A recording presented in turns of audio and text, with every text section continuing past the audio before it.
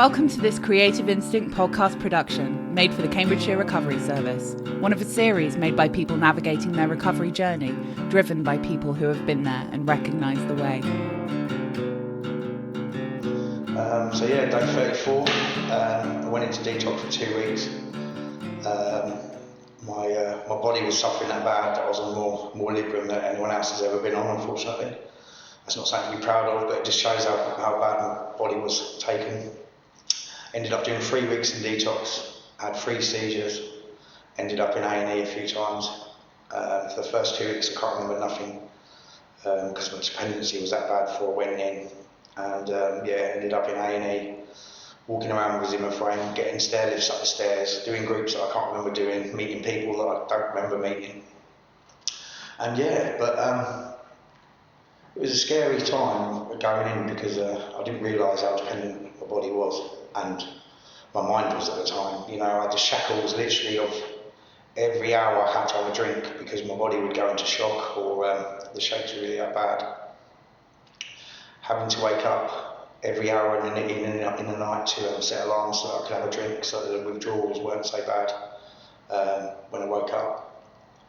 And it's a wake of my mind, it's the shackles being unleashed, it's a breath of fresh air being away from it. I know it's still early days, but I'm a lot more clear-headed, strong-headed. For the first time in my life, you know, I said before that I've done 8 or 9 detoxes and a couple of rehabs, but the first time in my life I'm actually starting to live my life and starting to get to know who I am slightly. Being sober and sitting with myself. I've had a majority of days before where I've had sobriety, and I used to cloak it with everyday life of baking or cleaning or making everybody else happy and saying things everyone wanted to hear. But I found myself now that I can actually sit in a room on my own and sit with my thoughts and emotions and myself. A lot of people have said, we want the old Phil back. But that old Phil is not the person that I am. That old Phil used to be drinking, maybe not dependent, but I'd be drinking every night. I'd be the laughing stock at every party. I was functioning alcoholic, but everyone, I was always the centre of attention, being someone I wasn't. And it's not about being the old Phil again, it's about getting to grips with, not getting to grips, it's learning who I am and who I am deep down below. And I'm actually enjoying it this time. I'm not scared of it.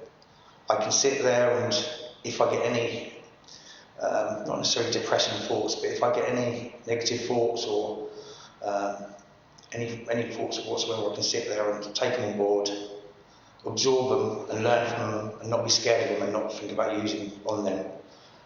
And just sitting with them and just bearing them really. And, telling them to go away when I want to. I think even though I came out sober and I had a bit of sober time, I was trying to be someone that I wasn't. Like I said in my last podcast, it's not that I don't love my kids and I don't love my partner or my family or anything like that, but I was putting on the front of this big brave boy who was a really little scared boy deep down below, putting on a face that wasn't me, living a life that wasn't me. And this time, it's a pleasure to start to know myself and to live my life and to love myself. All my life I've been living in anger, through maybe trauma, through maybe relationships, through maybe myself and my personality disorder and things like that. But I've always lived in regret, always lived in anger, lived in frustration, and I've always hated myself. Did I live in fear, thinking, did I want to know the real me or not? I don't know, it was always cloaked.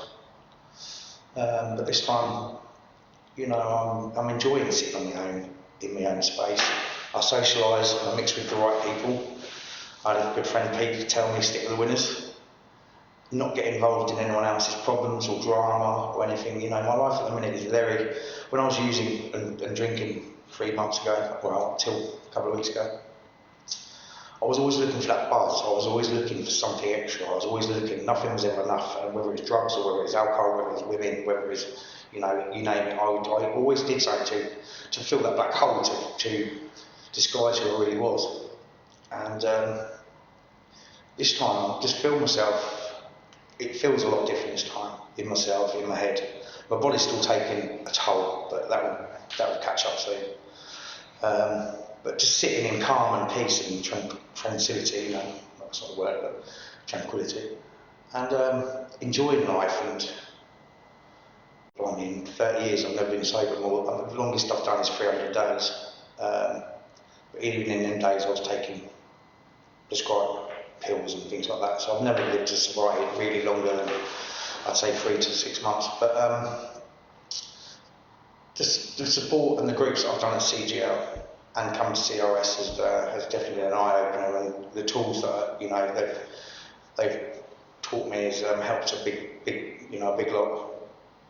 Even in my drinking days a few months ago, I've been, like I said before, been refined to one room, and I've been sitting there, even though I've been under the influence of trying to get to the root cause of why I keep relapsing, or why I'm not happy, or why I'm not living, or why I can't look into the future, or and like I said, this time it scared me, because like I said before, I've tried to live my life loads of times, but now I was scared of not waking up in the morning.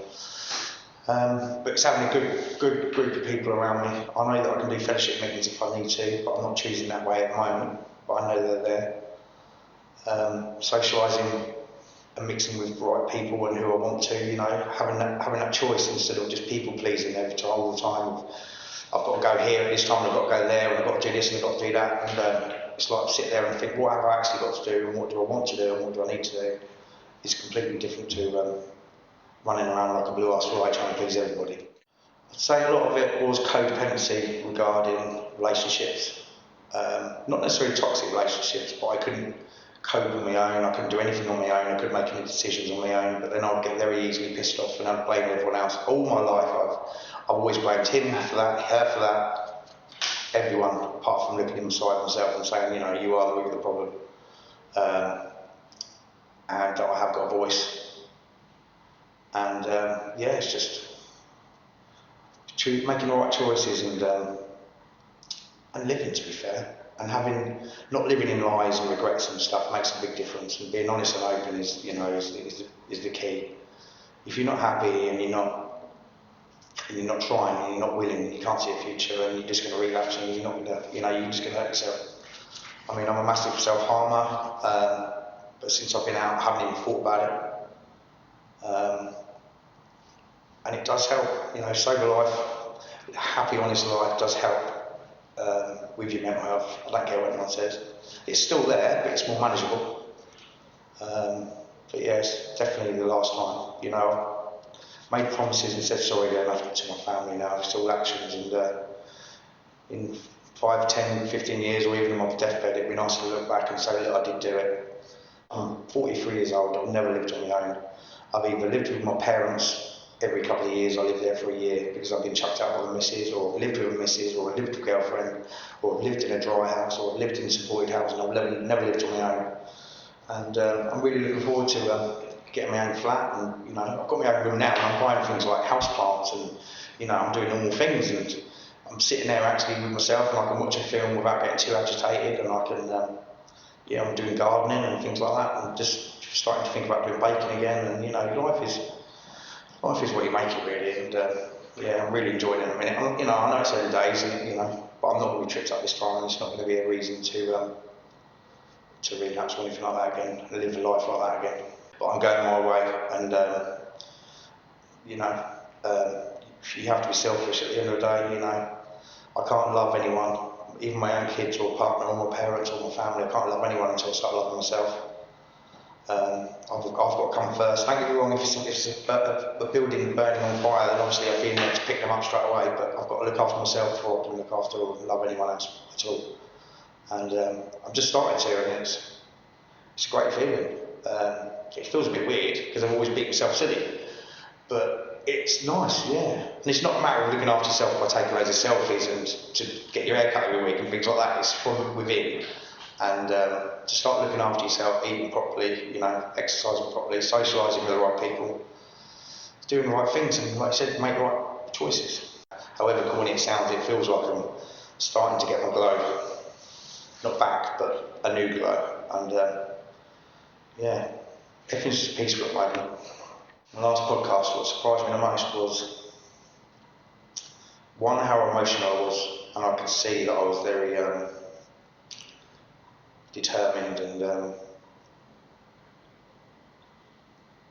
because I can remember sitting here, but I can't actually remember the words, and I can remember my mouth moving, but I can't remember what I was talking about. But just the hope and the strength, I think, that I wanted, and I just needed a medical detox to stop the dependency. But I think I'd already had that sort of internal snap of, this is it now. And the determination, and I'd had enough. But I needed that medical detox to get me off it. But it was that, they say the internal snap, or the click in the head, or some realisation, or I'm not religious, but I suppose some people might say it's the Jesus touch sort of thing, or whatever like that, but that's not for me. No disrespect. But yeah, it was emotional listening to it, and in a way it sounded like it wasn't me, it sounded like it was someone else talking, not me. So I'm not very articulate, and I don't know how to express things, but I've experienced enough in my time, and I've got a lot of stories and experiences to share to help other people, and that's my main aim, really. If I can just help one person out there, and who can either relate or get something out of this by any of my strength, then that's what I'd really like to do. Your story can help others, and we'd love to hear it. Wherever you've been, wherever you are, how you got there. Whatever, it's up to you.